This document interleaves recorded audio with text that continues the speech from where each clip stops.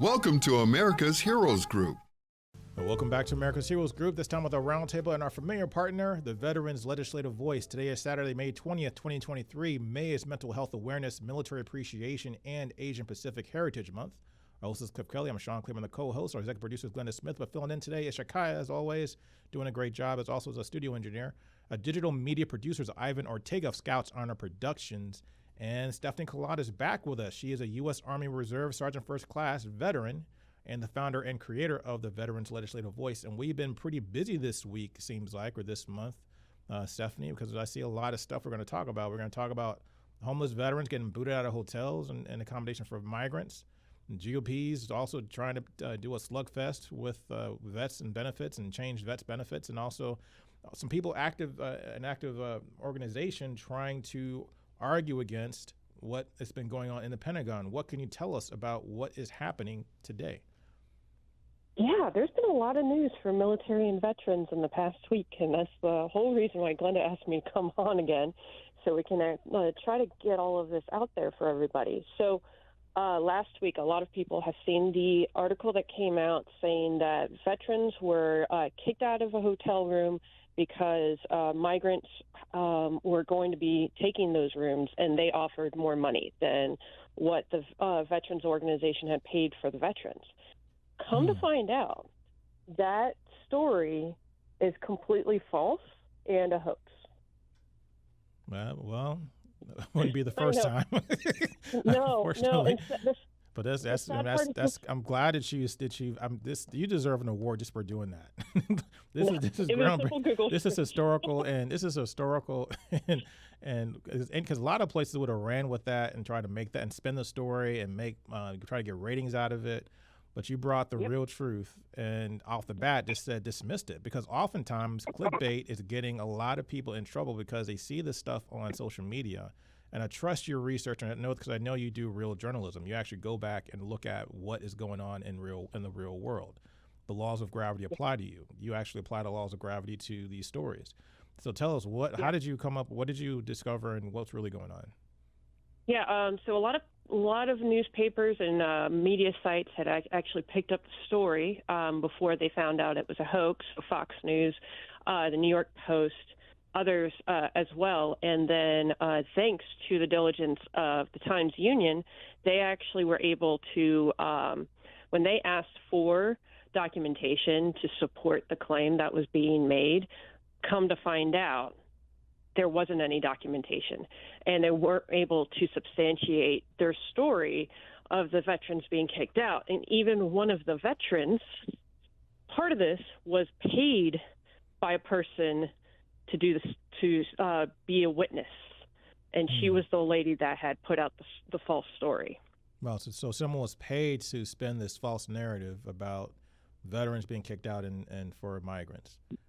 Yes, and a lot of media sites have already done a retraction or done an update to update everybody. The biggest one I've seen that hasn't is Fox News, and I actually sent them an email. They still haven't admitted that they, had their last lawsuit they had. What was it about? I can't remember now. I got so many lawsuits. Was it sexual harassment? Oh, there's a ton, but Dominion was the big one, and so the election. Yes, and then the thing about the Fox News story that they ran with on this subject was that they blamed the Biden administration, who has absolutely no control over this small, tiny thing that happened, because it was probably about 15 veterans total that they had quoted at the time, and it was actually being done through a nonprofit and not through the actual VA. And so there wasn't anything that the Biden administration would even have any hands on for this. So wanted to point that out. As someone that has worked in high-level staff teams, there's things that can be done or are done, and the staff just doesn't have the ability to even make the choice for them or to make the difference that they can. They can once they find out, but if they're not part of the situation, they really have very little responsibility. Their biggest responsibility is reacting when they find out this happened. So I wanted to point that out for everybody's understanding on that. Thank you for that. And that is, like I said, I am amazed that you took the time, but I'm not shocked, not surprised. And I want to get your thoughts on why mainstream media oftentimes does sloppy journalism. That's just sloppy journalism to me. That's all it really is. Right. Well, the thing is that a lot of times right now the news is 24/7. Years ago, before really the internet blew up and social media took over, you had a news cycle, and you could have 20 to 48, even 72 hours, even when there was just newspapers and a little bit of the news on the television. So you had time to get the substantiating documents for everything that they need to rightfully post the story. Now, everything has to be done now, 24/7, need the stories, need the coverage, need the viewers and the ratings, and that is taking a higher priority than actually making sure that the story is true and factual. So what is going on with the GOP? I'm sorry, go ahead. Okay, I don't blame some of the reporters and the journalists, because they're doing what they can to keep their job and pay their bills. It's people that are higher and in control of them is who I fault on those type of things. So there's a slugfest going on with the GOP about veterans benefits. We kind of touched on this last time. They want to cut certain things because they're trying to and they're also kind of taking the country hostage with the debt ceiling. Is that what we're talking about this time again still? Yes. There's so the House Appropriations Committee unveiled some plans, although they haven't publicly revealed them yet, because I've been trying to find them and they haven't.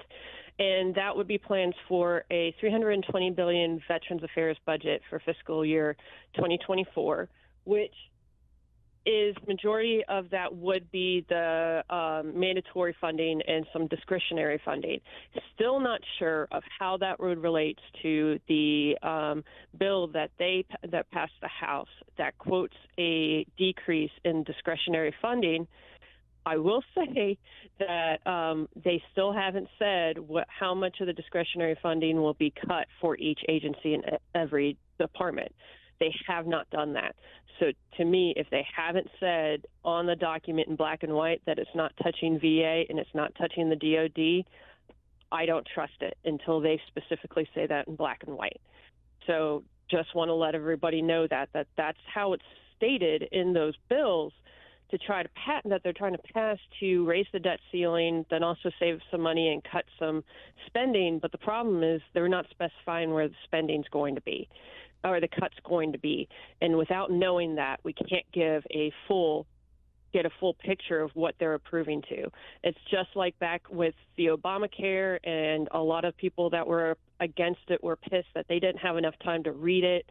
And there's some really bad statements that Representative Pelosi has said that we got to pass it, we don't have time to read it, that type of thing. Mm-hmm. Well, there's time to read this. There's just nothing to read to substantiate what they're saying. So 6 or half a dozen. That's crazy. This is crazy. I don't know. So, yes. But so what is your thought? So we're taking tabs now. What's your thought? I still believe that something will get done before the deadline, but you're still kind of worried about it? I'm worried because it does take, there are mandatory rules and set in place of when how much time that they must give to let they got to pass both chambers, right? Mm-hmm. So if it passes the House, the Senate will only have so much time to read it so they can vote on it, because a lot of times there's going to be last-minute amendments to that bill all the way up to the final vote. Even if they fail to vote for the first try on the next go-around, they can make amendments until they get enough votes. So it's just like with the Speaker of the House voting. They will keep going until it stops, until they finally get enough votes. But the thing is that doesn't give the Senate a whole lot of time to analyze it and go through everything and then make their decision. Wow. So we're kind of short on time. We've got 11 days, because I think there's 31 days in May. So it's going to take a little while, and it's going to be a little bit scary. I'm a little bit more on the darker outlook of it, mostly because, like myself and many other people, I depend on my VA disability, and I am technically fully disabled. I do all of this stuff voluntarily throughout my time of my own care. So 100% of my support for paying bills is from the government. So I'm a little afraid and scared because those type of things will go on. And if we default, I will not get my checks to pay my bills. Well, June 1st. You got to make sure you get paid. That's for sure. The thing of it is yes. that this, you would think that but they would have learned from history, because I think if I'm not mistaken, the last time the government shut down was during the Clinton administration. And when that happened, was it that? No, the government shut down multiple times. I used to be, I was in the reserve, and I was also a government civilian during a lot of the government shutdowns, and I was also a government civilian when we had the sequestering in 2013, that summer that we had to take pay cuts. The government civilians had to take pay cuts for that. I remember that now. How long did that last? I don't remember. We didn't have much government shutdowns, I think, until about 2013. I remember something in 2010, 2009, somewhere around there, because of the drill weekends and stuff. I remember, don't come in this month, come in next month, and you'll get those calls. And then they've had it a couple of more times after that. The worst one I will say will be 2013 with the Obamacare, because starting October 1st, we came in to sign our paperwork, and then leave. And then for the rest of the week, I was at home trying to figure out how to pay my bills.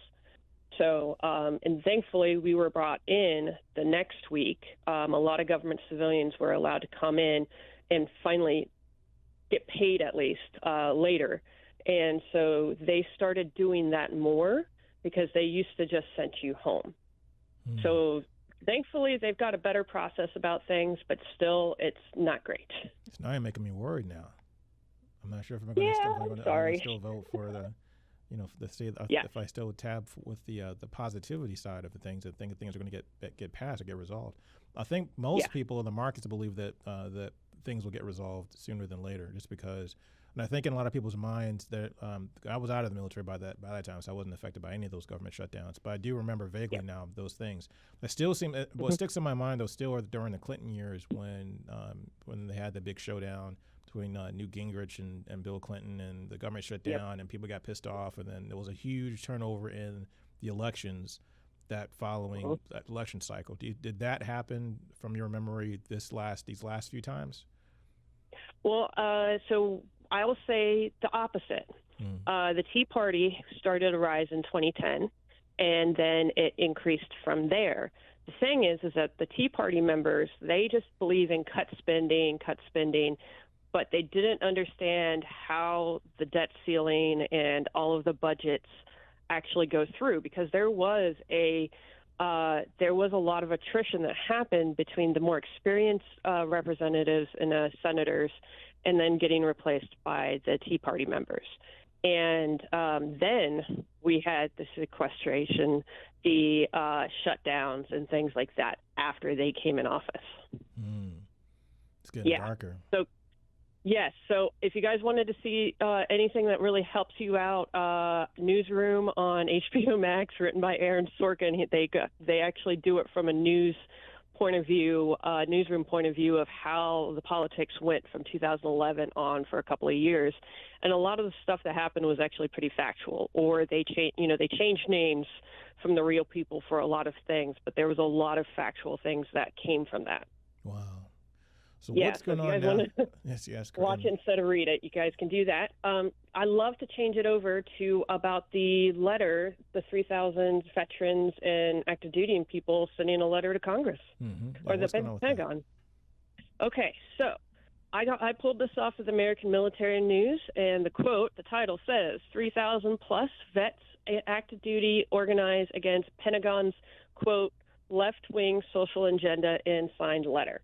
Now, I will say, this is because Senator Tuberville refuses to allow specific promotions get passed through Congress because he is against the Pentagon's policy to cover for leave and travel for their military members that need an abortion, but they're in an area that they don't have any military members qualified to perform the abortion, or anywhere on the civilian side. And just a reminder for everybody, the Pentagon will only cover for abortions when it's rape, incest, or it's a risk of the health and welfare of the mother. Okay. So this is in lines with a majority of the abortion bans that's out there, that this is a common exception. So it's a little frustrating from here. I will say that just the quote or the title of this article is misleading, because when you see left-wing social agenda, you're thinking a whole lot more of that. Right. So exactly. I really want to It seemed kind of inflammatory to see that, even to kind of read that. So where did that come from? Where did that phrase come from? That came from the American Military News Media Company. And so I wanted to point that out for everybody, for all the veterans and all the military supporters out there, that definitely read the articles before you comment, because when this was getting posted and shared online, a lot of people didn't realize it was only about the abortions. And the abortions that are currently used as the ones that are being performed are the common exceptions in most of the states. So just wanted to point that out for everyone, not to go start hating on the Pentagon or the administration or Congress. Just letting you guys know that this is how it truly is, and really want to encourage everybody to read and understand what the heck is going on. And it's really, I just want to go on the other side of, I really want to support those that need those abortions. Even the RAND Corporation has done a study, and they worry that because of all these new abortion bans and not letting them, and pretty much trying to provide that access to these service members, that the annual abortions that need to be done for those exceptions will go from 20 to a couple of thousand a year for our service members. And I wanted to let you guys know that, because it's a lot. And a lot of the things that happen to women when they are in labor or having a baby, it can kick them out of the military, because it can cause permanent disabilities for them. So they'll lose their job and their support if these abortions are not or performed correctly, or performed at all, or in a timely manner. This is something that is really scary and really important medically for our service members. Mm. And then, what were the signatures about? People were protesting that the abortions were being done. Is that what the signatures? You mentioned about the signatures. Yes. Okay. Because they're covering the travel and and giving them time off to go do this and physically recover. Mm-hmm. And I find this really frustrating, because a decade or two ago, a very conservative judge has stated that military sexual assault is an occupational hazard and not something that should be held against the military. So if you guys want to call it, yes. Like, so if you guys want to call it, like slipping and falling? Yes. So yes. You could slip and fall and banana peel, that's it, or you could get raped, and they're basically one and the same. Yes. And this was a judge in the South.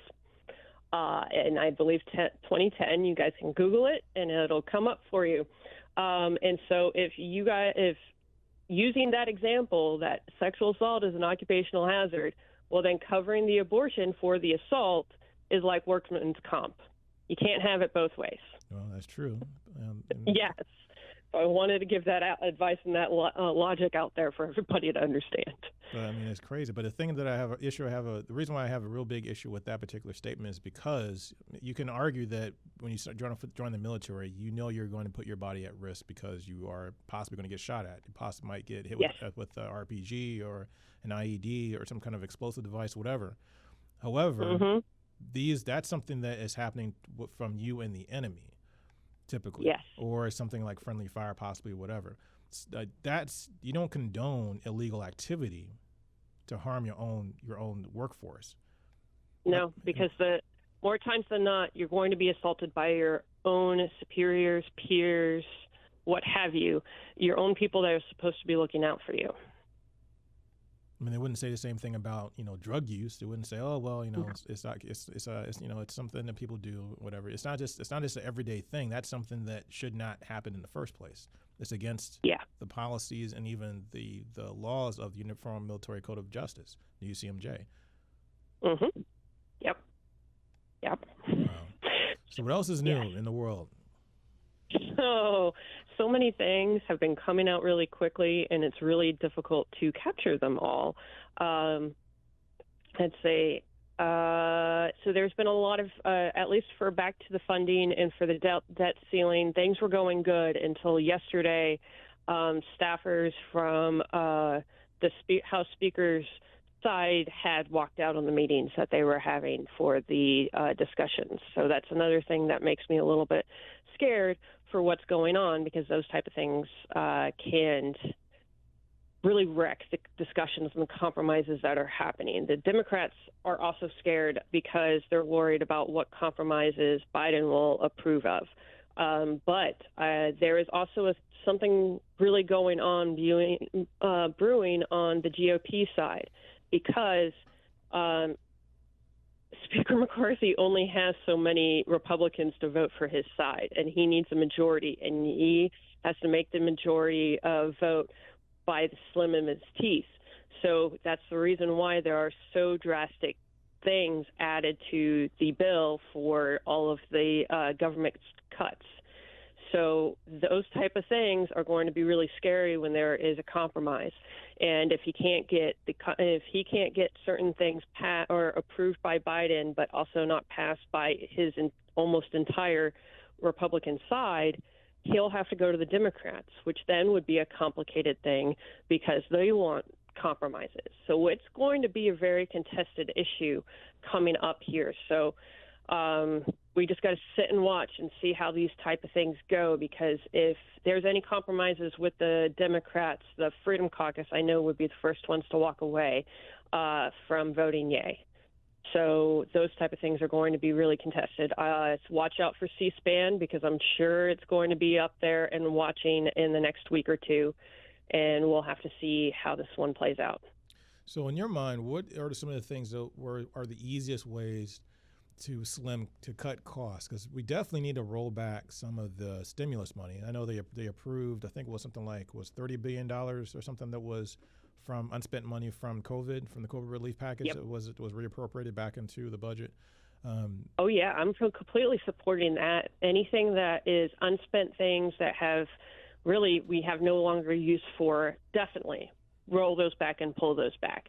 One of the things that the Biden administration side is trying to support more funding into the IRS, because the one way you really make money and you draw the revenue in to pay off the bills is through the IRS. If you have more people that are available to actually work the taxes and the audits and everything that has to happen, you need the people to work it.